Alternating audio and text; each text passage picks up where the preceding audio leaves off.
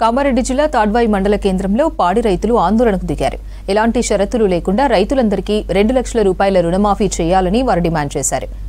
విజయ పాల డైరీ పాడి రైతులకు 4 నెలలుగా బిల్లు రావడం లేదన్నారు. వెంటనే బిల్లులు చెల్లించడంతో పాటు 5 రూపాయల బోనస్ డబ్బులు చెల్లించాలన్నారు రైతులు. రోడ్డుపై బైఠాయించడంతో కామారెడ్డి నుంచి నిజాం సాగర్ వెళ్లే రూట్లో ఇరువైపులా వాహనాలు భారీగా నిలిచిపోయాయి. ఆ తర్వాత ఎంఆర్ఓ కార్యాలయంలో వినతి పత్రం ఇచ్చారు రైతులు.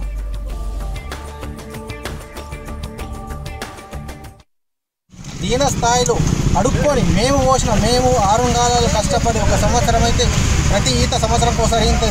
సంవత్సరం ఈత ఈని దాన్ని అప్పటిదాకా పోషించి ఆ పాలు ఈనిన తర్వాత ఆ దుడ్డను పోషిస్తూ పాల కేంద్రాలలో పోసి మా బిల్లులను మాకు వచ్చే డబ్బులను మేము అడుక్కునే స్థాయికి దిగజారిపోయినామంటే ఇంత దీనమైన స్థితిలో రైతులు ఉన్నారో ఒక్కసారి రాజకీయ నాయకులు కావచ్చు, అధికారులు కావచ్చు ఆలోచన చేయాలా.